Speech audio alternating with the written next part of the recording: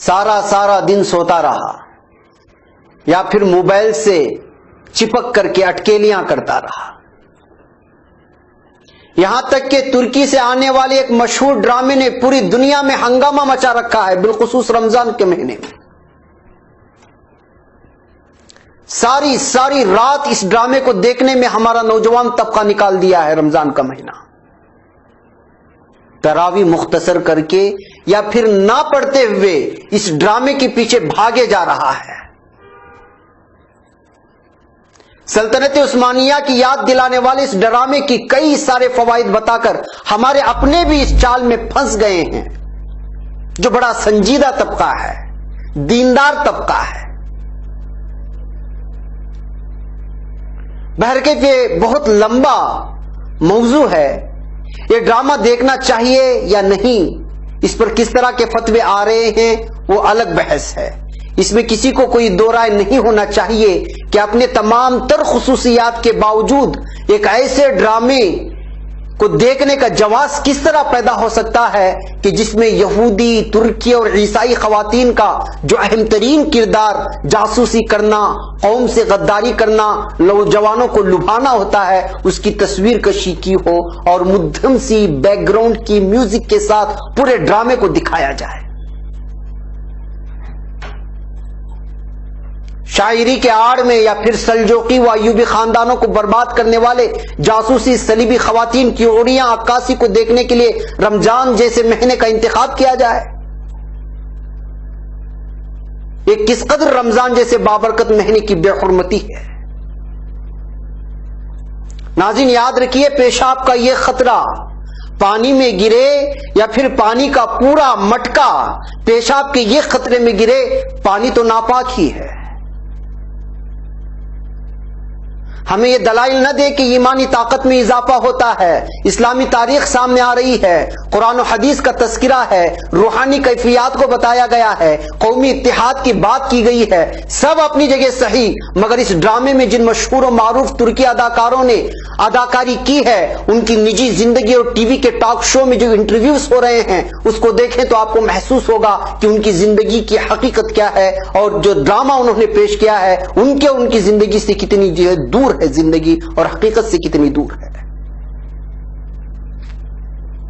یہ ڈرامہ آپ کے جذبات کو بھڑکا رہا ہے، ایمانی قوت میں تقویت لا رہا ہے، لیکن جو کرداریں کئی برسوں سے اس میں شوٹنگ کر رہی ہیں، نہ جانے ایک ڈائلاگ کو یاد کرنے کے لیے کتنے مہینے لگ گئے، اسلامی تاریخ کے کرداروں کو نبھا رہے ہیں، انہی کی زندگی ان تمام چیزوں سے پوری طرح خالی ہے.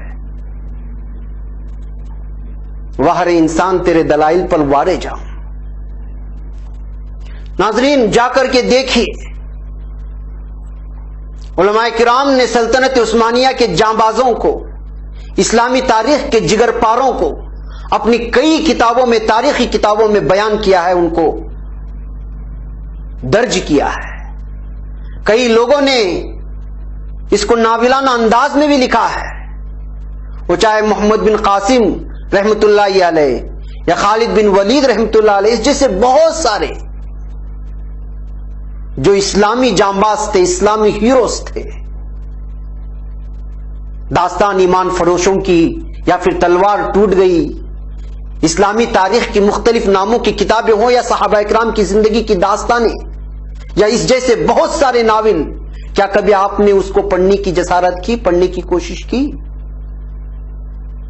اور سب سے بڑھ کر قرآن کریم جس کی تلاوت اور سمجھ ہماری دین حمیت کو بڑھاوا دیتی ہے، اسلامی حرارت کو جلا بخشتی ہے، اس کو کیوں نہیں پڑھ رہے ہیں؟ اس کو سمجھنے کی کوشش کیوں نہیں کر رہے ہیں؟ شیطان نے رمضان کی بربادی کے لیے خوبصورت ایمانی جذبات کے نام پر ایک کھلونا لا کر دے دیا، تو آپ اس سے اپنا دل بہلا رہے ہیں اور دلیل بھی دے رہے ہیں کہ ایمان تازہ ہو رہا ہے. اللہ کی پناہ، ہم اس قدر ایمان میں کمزور ہو سکتے ہیں؟ رمضان جیسے مہینے میں ٹائم پاس کے لیے ایمانی جذبات اور حمیت کو جلا بخشنے کا حوالہ دے کر ایک سیریل کے لیے اپنی تراویح، تسبیحات، تہجد، دعائیں اور سب سے بڑھ کر قرآن کی تلاوت کو قربان کر دے؟ اللہ ہی ہمارا حامی و ناصر ہے. ناظرین، کبھی کبھی ڈر سا لگنے لگتا ہے کہ وبا کے اس دور میں ہمارا نوجوان طبقہ اس قدر بے حس ہو چکا ہے، اور رمضان جسے مہینے کی بے حرمتی کر رہا ہے، کہیں پوری قوم پر جو اس وقت کوارنٹائن میں ذہنی اذیتوں کا سامنا ہے، جگہ جگہ مسلمانوں پر جو حملے ہیں اور ایک متعصب قوم کی نفرت کے روزانہ شکار ہو رہے ہیں، تو کہیں انہی گناہوں کی نحوستوں کا نتیجہ تو نہیں؟ یہ سوال اپنے آپ سے آپ کو پوچھنا ہوگا۔